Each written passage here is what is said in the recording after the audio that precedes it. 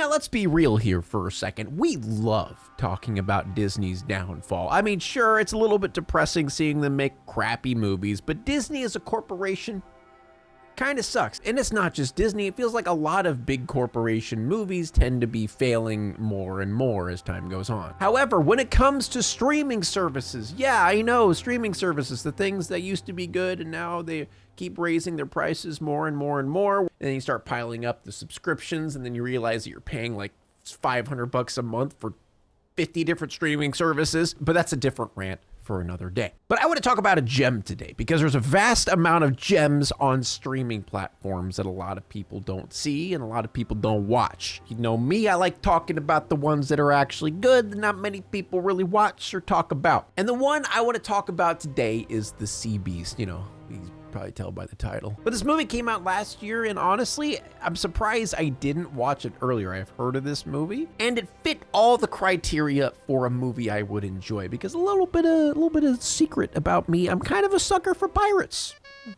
They're kind of sexy. They kind of, you know, make my little Tic Tacs jingle. You know what I'm saying? My favorite movie when I was younger was actually Pirates of the Caribbean: The Black Pearl. Like, I rewatched that movie so many times. So when we have a movie about a bunch of pirates, I mean, sure, they're called hunters, but let's be real, they're pirates, and they're fighting giant sea monsters, I'm in. You know, count me in. This movie went above and beyond in so many different ways. And I feel like where this movie thrives isn't necessarily where you think it would thrive. Now, obviously, a movie about giant beast hunters fighting them, you would think all this is about, you know, the animation, the fight scenes, the choreography, the big old monsters destroying ships, and sure, those parts are cool, I'll admit that. But I feel like where this movie really thrives is what this movie is about. The amount of messages that are in this movie and are intertwined throughout the story is very nice. Like, they touch upon revenge, they touch upon war ran by propaganda, they touch upon how workers and soldiers are mistreated, and by how crushing it could be where your entire life was ran by a lie. A lot of people have compared this movie to How to Train Your Dragon, and yeah, I would say it's a good combination of How to Train Your Dragon and Pirates of the Caribbean. Honestly, I think there is a few Pirates of the Caribbean references in this movie, and the people complaining that it was like too much like How to Train Your Dragon, it wasn't. There's a lot of differences in this movie compared to How to Train Your Dragon. It's like a completely different movie. There are similar ideas and themes, and to be fair, I feel like those are just the people who watch the trailer and be like, oh, the red beast looks exactly like Toothless in the face, and the animation looks similar. It's the exact same movie. I mean, sure, the concept is kind of the same. You know, they go out, they find out that these evil creatures that they've been fighting all these years are actually not that evil. So there's that. So let's talk about the animation. It's definitely the same style as How to Train Your Dragon. But come on, it's the 3D animation style. We've all seen this before. I've complained about it in a billion different videos. My dogs are barking. My dogs are barking. Shut up, dogs. Shut up. I'm talking. And you know me, the only way you can get me to have a chub when it comes to animation, it's gotta be 2D. I just, like, 3D just never hits for me. But in this movie, they did a pretty good job, especially when it comes to the water.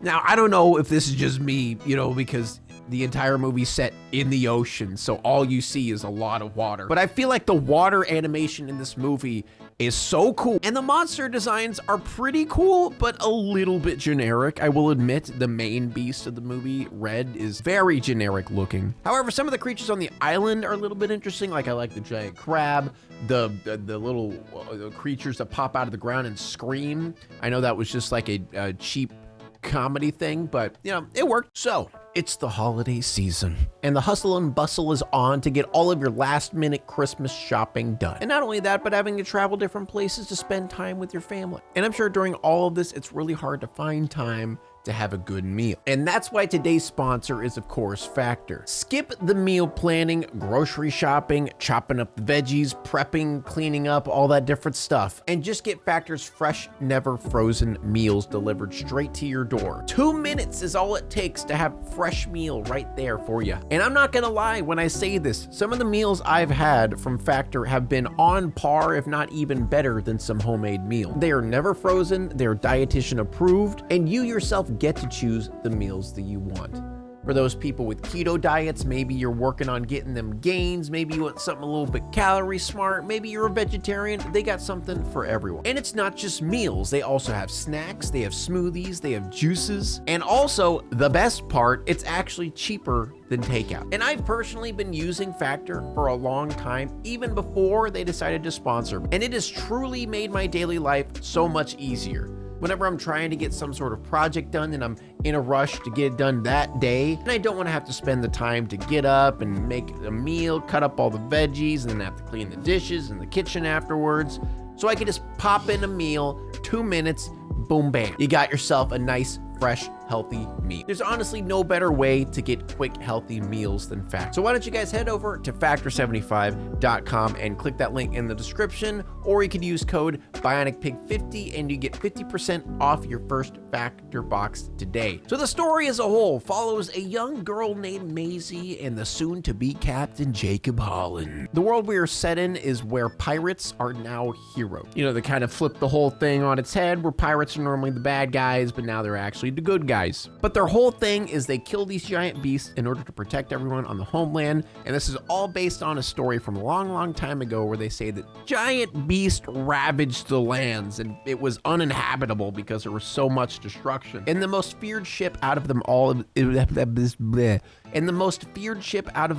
the Inevitable, led by Captain Crow, and obviously Jacob Holland is on that as well. And both Jacob Holland and Captain Crow are like the ones, you know, they're the Chads, they're him, you know what I'm saying? But anyway, since both of these heroes are in books, they're told about to everyone how amazing and heroic they are. They inspire a young girl named Maisy, who is an orphan. She ends up stowing herself away on the ship because she wants to be like her parents. Her parents were hunters who ended up dying to a beast. But whenever Captain decided to let Maisy stay, they ended up fighting this red beast. And it was Maisy who ended up saving everyone because the captain's revenge was completely blinding him to the point that he almost made everyone on the ship die. But Maisy, you know, being a child and scared, she ended up cutting the rope from the red beast to let it go in order for everyone to survive, which led Captain Crow to pull out a pistol and shoot at Maisy. No, I ain't even joking right now. Like, this part just caught me off guard because the whole movie was building up Crow to be like this, you know, he's hard on the exterior, but he's kind of soft on the inside. But the moment he loses Red, the revenge blinds him so much. It's like, yeah, I'm gonna kill a little girl. I don't care anymore. I'm killing a little girl right now. But as Holland and Maisy were about to die because Holland was, you know, protecting Maisy from Captain Crow, Red ends up eating both of them. But he doesn't actually eat them. He just takes them to an island because Red was actually saving him from dying to Crow.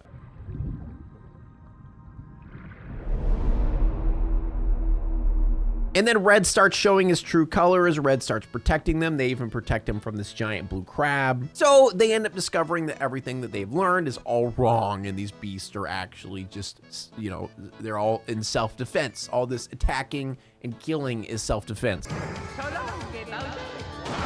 So let's talk about Captain Crow a little bit. Let's focus on his tragic character. He spent his entire life fighting beasts, right? Since he was a baby boy, since he was young, he has sacrificed his eye, his leg, and I'm sure some other dangly parts to become this ridiculous legendary hero that everyone loves. But his revenge completely blinds who he really is as a person, and he makes terrible, awful decisions. Because at the beginning of the movie and throughout the movie, you could tell he cares so much about his crew, about Jacob Holland, about everyone just as people. He's a very kind dude. But then there's moments where the revenge just like takes him out of it and he becomes this awful person, nearly killing every single person in his crew. Not only that, after he believes that this red beast ate Jacob Holland and Maisy, he ends up going to a witch. Yeah, this is kind of silly. This is the little bit of Pirates of the Caribbean reference part I was talking about. But this witch gives him the means to defeat the red beast.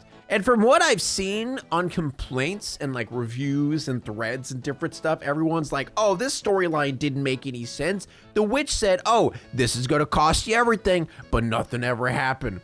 But if you guys actually watch the movie and use your brains a little bit, you'll see Captain Crow did lose everything, because I know anytime we're in a movie and then there's like a threat saying, oh, what is this gonna cost you? Everything is gonna cost it. Everyone's like, oh, he's gonna die. You know, he's gonna die horribly or something like that. No, it's actually way worse, because think about it. He finally captures the Red Beast. He brings the Red Beast to these monarchs who he wanted to please and be like, hey, look, we are the real heroes here, blah, blah, blah. But then his son, who he thought died, appears before him, and now he's his enemy. He's like, hey, yo, Pops, Crow, these beasts, they're not bad. We're actually the bad guys. The beasts are actually very kind. So not only does he lose his son, but Maisy ends up telling everyone in the entire village that all of these lies, all of this war was created by propaganda from these monarchs, lies spun by them. They made the story so many years ago talking about how these sea beasts ravaged the lands when that never actually happened. They did it for monetary gain and fear, so they can fearmonger everyone into following in line, you know, etc. You know, the positions of power, monarchies, governments, you know. And even his most loyal crew and crew member end up going against him in the end. And on top of everything else, the age of hunters is over at the end of the movie. That's why I think Crow is probably the most tragic character in this movie and is very underrated. Well, let's talk about Jacob Holland. I feel like he's the solid middleman when it comes to Maisy and Crow. He was raised by Crow, and he's going to be the successor of the ship once the Red Beast was slain. He's going to become the captain. But he is young enough to kind of see both sides of the situation and has the ability to change. Because the thing is, if it wasn't for Maisy, Jacob would probably just be dead. Because, for example, whenever Red saves both of them, Red takes them to an island in order to keep them safe. Jacob Holland says, screw that, I'm gonna try to kill you anyway. And he keeps doing it, and he keeps doing it, and he keeps doing it over and over. If it wasn't for Maisy pulling him back, trying to reason with him, trying to explain like, hey bro, like, obviously he's trying to help us, stop being a weirdo. I love how it took so long for Jacob to realize that these beasts are actually good. Again, he was raised by Crow. His entire life has been hunting and killing these beasts. So for him to try to reason with them and understand them is completely foreign to him. But eventually the Red Beast ended up giving them a ride. Yeah, giving him a ride back to their island. Then he finally comes around and realizes that these beasts aren't all that bad. And again, one thing I like about this movie is they don't vilify Jacob or Crow for just being misled and being lied to. Yeah, what they've been doing, this war that they've been fighting this entire time has been completely wrong and built on lies. But there's a quote in this movie that I really love and I wish was used more when it comes to situations like this. It was a quote that Maisy said that said, you can be a hero, but still be wrong. Like all these things that Crow and Holland have been doing, they're still heroes. Like they really are at the end of the day, because they were putting their lives on the line for what they believed to be right. And in their eyes, they were protecting all these innocent people and throwing their lives away just to make sure that they were safe. It's not their fault that it was built on a lie. I feel like this could be related to war in general, because let's be real, like soldiers who put themselves on the line and then it turns out that the war was over something stupid or wrong doesn't really make them any less of a hero. The fact that they're putting themselves out there and putting their lives on the line and what they believe to be the thing to protect the innocent people, they're still heroes. Now, I just want to clarify, obviously there's a bunch of gray area there, and you know, there's some weirdos. There's some bad situations, but I think that's what they were trying to say here. And I love that was Maisy that said the line, because she actually said the line about her parents. Because after finding out all this stuff, she was asked, like, you know, how do you feel about your parents? Like, the parents were the ones that were killing all these innocent beings, you know, innocent creatures. And that's when she said the line. It's like, well, it doesn't matter, because in her eyes, her parents are still heroes, because her parents were sacrificing their lives to protect everyone, or at least what they believed to be the right thing to do. And let's focus on Maisy a little bit more here, because she played that side of complete innocence and understanding. As a child, she obviously doesn't understand, you know, the real hunter life, how the world of the hunters work. She really only understands what she has read in books. She is orphaned at a young age due to what we talked about with her parents dying on the ship to one of the sea beasts, so she wants to become what her parents were. fighting these beasts, protecting others. And it's interesting because at first, Crow is the one that's for Maisy staying, not Holland. Holland doesn't want her there, but Crow sees that little spark in her eyes that he saw in Holland. Until we reach the part where, you know, they nearly catch Red, and then Crow's like, hey, I know I said you were nice earlier, but now I'm gonna kill you. Hope that's cool. I feel like Maisy and Crow are just polar opposites of each other because Crow is the product of the entire past of this war and all these terrible things that he had to go through and all this blind rage and revenge that he has. Whereas Maisy is completely in the dark. She has no clue what the outside world is like. She has no clue what the hunters have dealt with. She's completely unbiased in this. She could easily see the innocence through these creatures very quickly compared to Holland and especially Crow. And if it wasn't for her childish innocence, this war would have never been over. If it was just Jacob Holland that ended up on that island, he would have been dead and life would have been the same. Jacob Holland would not have changed. Crow would not have changed. Nothing would have changed. She even attempts to step in front of Red in order to stop Red from plowing through an entire Navy fleet. Because even Holland at that point doesn't blame Red. When Holland sees Red plow through that Navy fleet and even head toward the inevitable, Maisy's trying to stop him and he's basically saying like, no, like, Red deserves to do this. Red has to do this. Red looks like he's one of the few left. Like, they've killed countless of Red's friends and probably family. So you can imagine the anger that Red feels toward the inevitable and other ships like that. But anyway, at the end of the movie, we talked about it. You know, they got captured and then Maisy stands up on top of the Red Beast and explains to everyone the lies that these monarchs have spun for them. And only then was everyone able to accept the truth, is when they see it right in front of their face. And then we also had the king and queen. You know, I feel like they did a good job of showing the abuse of power that governments have, creating propaganda, falsehoods, to push people into the war, you know, get them rallying over these evil beasts that they think that they are when they really aren't that evil. Like, for example, when we vilify an entire country, an entire nation, an entire people, when in reality, it's just their leaders that are doing it. You know, their leaders that are like, there's probably millions of innocent people that have nothing to do with any of this that are completely against it. But leaders love to vilify an entire country or an entire people in order to get people to rally behind the war, which is exactly what is happening here. And also, these monarchs have complete disregard for their foot soldiers, or I should say the hunters. The ones who put themselves on the front lines in order to protect others. They just look at them like fodder. Even after years of the hunters protecting the city over and over, they just treat them like trash. But there's a lot of moving parts in this movie. I really think it's underrated as a whole. This is something that a lot of people probably missed and should watch if you haven't watched. And if you love pirate movie like me, like pirates, get your little Tic Tacs slapping together, you know what I'm saying? But I hope you enjoyed this video. If you enjoyed this video, please subscribe, please. I'm watching. No pressure. No pressure at all. No pressure. No, it's fine. It's fine. No. Take your time. Take your time. Yeah. No. Ah, there it is. Was that so hard? Was that so hard? Just click that subscribe. Was that so hard? I didn't think so.